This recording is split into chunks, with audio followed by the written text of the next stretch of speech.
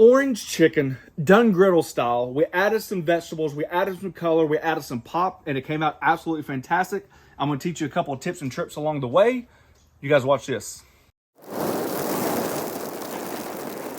All right, to get this bad boy started, we need to start off with the rice. Now, when we did the fried rice extravaganza about how to make better griddle fried rice, one thing was for sure, we really enjoyed the idea of incorporating fresh garlic and butter into the rice. It seemed like it carried the most flavor throughout all the recipes. We actually did more recipes than what we came up with. That's just the one that we settled with. So, rice cooker is butter and fresh garlic. I'm just trying to mimic those flavors. Can you do just regular steamed rice? Absolutely. A little pinch of salt, a little pinch of pepper. We're using basmati. 1 cup? Yep. Unwashed. And we're also using like 1 3/4 cups of water. Close it, power on, let it do its thing. Whew. 47 degrees and rainy. Fall came fast. All right, we got the halo on today. I've got this one burner on a high. I'm not ready yet to start the rest of the griddle. So this is the idea. With your traditional orange chicken, typically you're going to take the fried or the chicken and dredge it in chunks and fry it. Then off to the side, you're going to create a separate sauce. Once that sauce is ready and thickened, typically by cornstarch, then you would add the two together, toss the chicken, and there's your orange chicken. I want to do a griddle version. So instead of adding the baking soda to the chicken and make it kind of like the velvet chicken, sometimes I think that might be too soft. And since we're not frying the chicken, I'm trying to like mirror those two flavors. So we're just going to do standard griddled chicken. Our bourbon chicken was very well received, so I'm going to try to simulate that. One caveat, one thing that I'm worried about is the sugar actually dissolving. So what we're going to do is kind of speed up the pace of the sauce. That's why I have a sauce pot. Instead of combining all these ingredients together in a bowl and whisking together, then you pour the bowl out, then you're stuck with a spatula trying to scrape the bowl. What I'm going to do is just heat the sauce up enough just to dissolve the sugar, okay? Really quickly, our recipe will be on theflattopking.com, where we have plenty of other recipes as well for you guys to check out. So here we go. Orange juice, rice vinegar, soy sauce, orange marmalade, fresh garlic, some ginger, red pepper flakes, sugar, a little pinch of pepper, and a little pinch of salt. The orange marmalade I mentioned before, I have it in my pantry or in my refrigerator all the time. I think it's fantastic. Little induction of flavor. Sometimes we need like some citrus. It has a little bit of sweet to it. So I thought it'd be a great way to introduce that into this dish. There we go. So all I'm going to do is warm that up, dissolve it, kind of mirror those flavors together, and then we're going to incorporate that to the chicken. Completely optional. Do what you want to do. I just value the texture, the crunch, the flavor, and basically just breaking up that monotony of just all the chicken, okay? So we have some tricolored peppers, some onion, and I'm actually going to cut up a little bit of orange as well. The green onion is going to be used for garnish. So let's get some prep work done.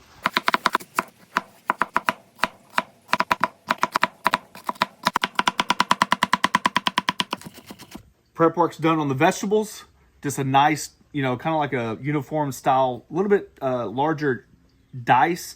My chicken's going to mirror that size of vegetable, so that's kind of like what I was going through. Took the whites of the green onions and put them in with the actual onions, just like we did on fried rice, and saved the green tops for garnish. Here we have 3 pounds of boneless, skinless chicken thighs. Obviously, if you want to do the leg work, save a few bucks, get them with it on there, you absolutely can. You can save the bones for stock. Do whatever you need to do. I'm just looking for excess fat that doesn't need to be there. This is pretty clean. So the idea is basically in 4s or 6s. So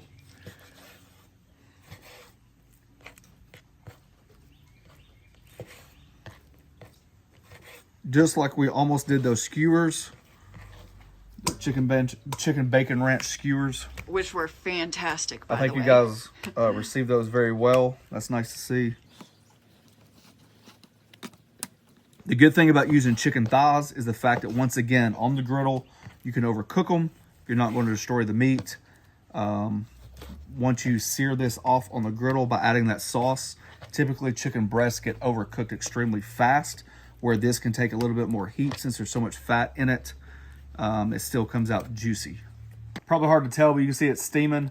Plus, all that sugar is dissolved. Remember, I'm not necessarily looking to like reduce it or anything like that. I just want to make sure everything is incorporated nicely. You might open up some of that garlic, open up the red peppers. So that when we add the sauce, I think it's going to go a lot easier, okay? So really quick, little method change. Today we're going to add avocado oil to the chicken, not to the griddle, because I don't want to over oil this, okay? I think sometimes when you add oil to the griddle, it's easily to over oil it. Come back in just with some salt and pepper because we're seasoning the chicken.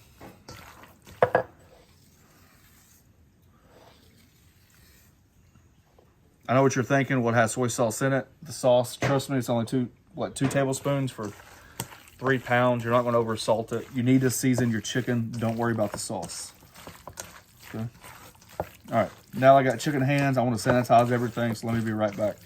All right, if you guys have followed me in the past, you guys know that I like to have landing zones. It's a lot of chicken. I'm willing to take the time to do it. I don't put all the chicken in one spot and then spread it out. I want to get a crust. I feel like the sauce adheres to the bark, to the crust, to the mild reaction more than kind of like a steamed effect. So all my griddle's on. It's on low, but it's pretty hot in temperature. So each piece, I'm just going to work through, casually place it down, spread it out, and let it have its room to cook.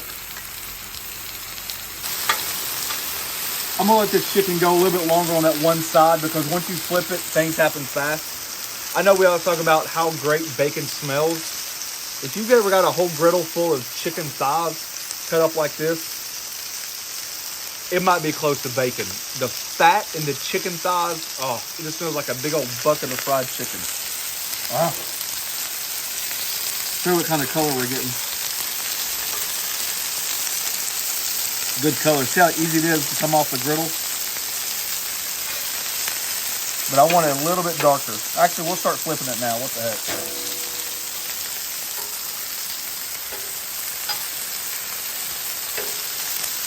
All right, a couple things to note. You guys know I like to teach you something, so here we go really quick. Depends on what griddle you have.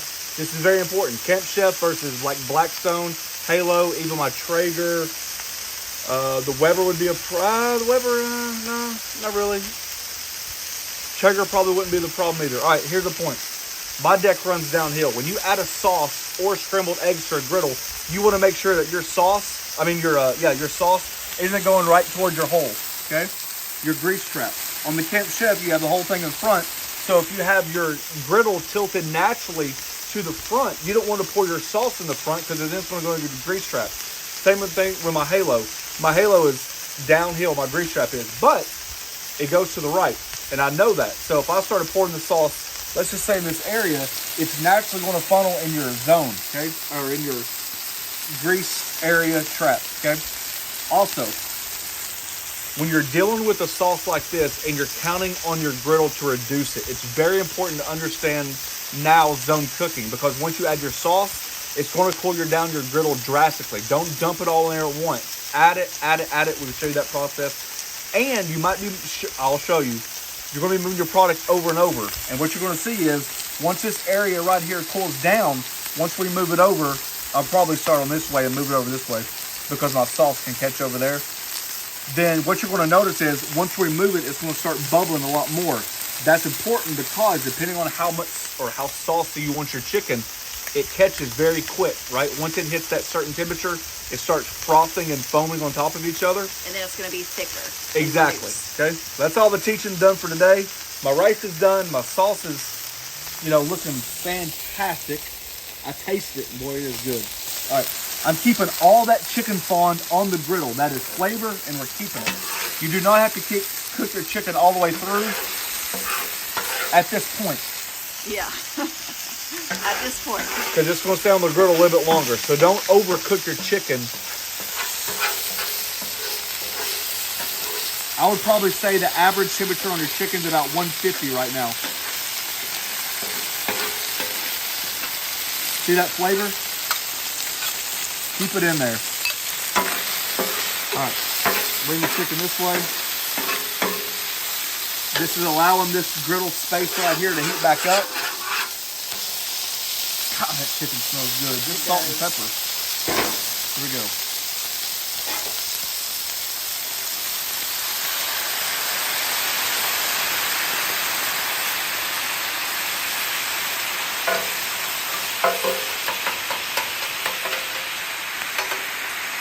Notice how quiet it got? Now watch, as I move it over, it's gonna thicken really fast, but the temperature is gonna come back up because this part of the griddle hasn't cooled back down.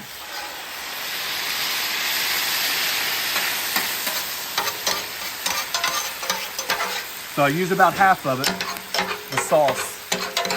Just let it coat the chicken. Smells amazing. Yeah, that's a good flavor combination right there. All right, notice how our sauce is popped back up. Now we're just gonna make it extra saucy and just pour the rest of that sauce in there.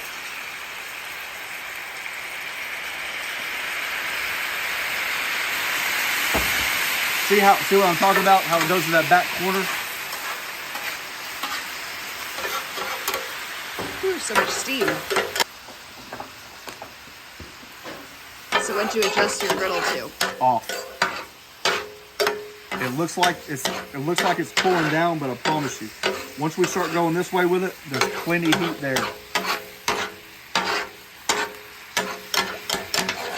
All right, now that the chicken's done, the griddle's off, remember? So what I'm gonna do is clean as I go. I did not want to add those vegetables yet because I didn't want to overcook the vegetables.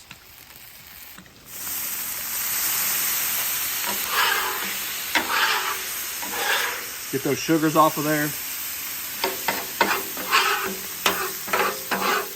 Keep that sauce mounded up. A little bit of avocado oil.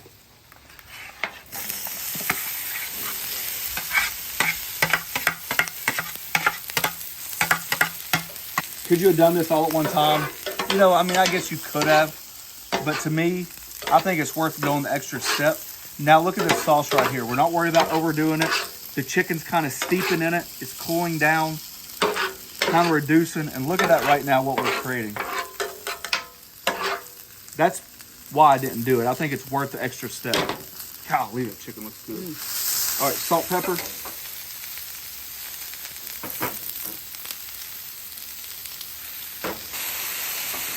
All right, just to clarify, this side of the griddle's back on. You know, you have to manage your griddle accordingly. The reason why I turned this side of the griddle on while I was cooking that, because this heat was building. And I didn't want my sauce to get away from me. Depending on what griddle you have, you might have to not worry about that. We talk about how much power the Halo has. That's one of them, which is why it's a great recipe for this. So, you know, whatever griddle you have, you just have to determine what's the best outcome for you. All right, I think we're done.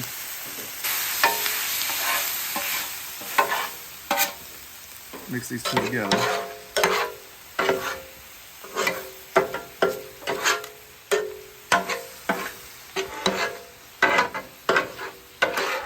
So the peppers and onions may not be traditional, but it is a great way to like. I mean, look at that. You eat with your eyes, right? That's why I put the oranges in there. I mean, I think the orange is going to be fantastic. You know? I mean, this is what it's all about to me. You're right. I don't know if it's traditional or not. I mean, I was going to say, it's a great, fantastic. like, budget-friendly, you know, because peppers are cheaper than chicken, so it kind of beefs it up. I can understand that. Green onion right at the last second. And this is how we're going to serve it. We're going to serve it family style. Ta-da! Ooh, fluffy. You can smell that garlic in there. Oh, yeah. If you want to go with extra mile, you can add chicken stock. When you're doing like a beef and broccoli, if you want to add up the flavor, add that garlic. Let me just taste it real quick.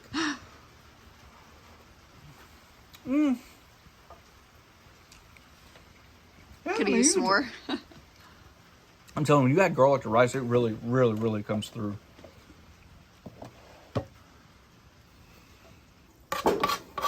Still got sauce on the griddle. See that right there?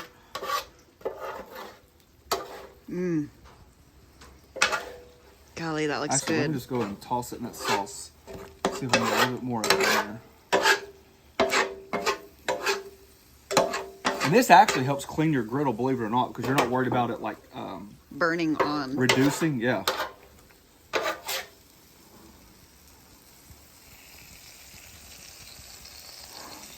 By the time it took my wife to do the thumbnails for this video, the griddle's already clean. I'm just adding a thin coat of oil now. I know a lot of people stress that they have the balance of griddle cooking plus, you know, cleaning the griddle afterwards. But we're talking about probably, honestly, less than, start to finish, less than, what, 8 minutes?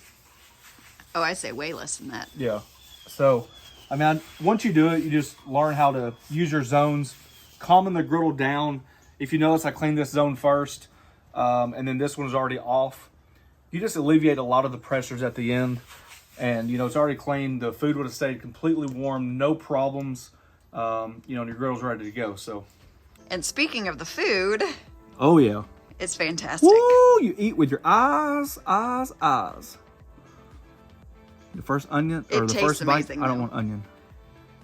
You don't even get any chicken.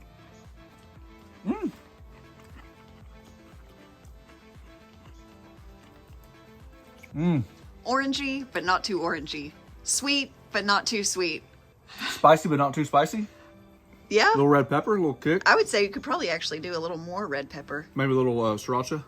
That's great.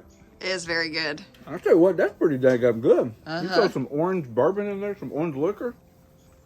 You also feel like it's kind of a little bit healthier because we didn't fry the chicken like typical takeout orange chicken.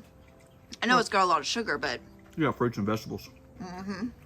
You could always substitute the rice for cauliflower rice. Like she said, I know it's got sugar in it. But honestly, this probably feeds a good 4 people. So you divide that sugar up. We have a little bit more that didn't fit on the cutting board. Well, there you go. That's orange chicken done on the griddle. Kind of like a little twist of the recipe per se, adding the orange marmalade, which I think is key to the dish. I think it gives a great pop. Anyways, I don't know. I love doing it. I think it's a great dish. Definitely put that on the repertoire. All right, guys, if you're interested, we have a join button down below. It's a membership program. We thank each and every one of you for taking time for doing so. Check us out on the Griddle Group on Facebook, where I got this idea. We sent out our message Saturday at 3 o'clock that said, hey, what are you guys cooking this weekend? And somebody said orange chicken. And man, it hit me like a dang freight train. I'm like, God, that does sound good. I made my twist on it, and there you go. Thanks for watching. Don't forget to press that subscribe button, pound the notification button, share with your friends. Peace. That's dang good, honey. That is good.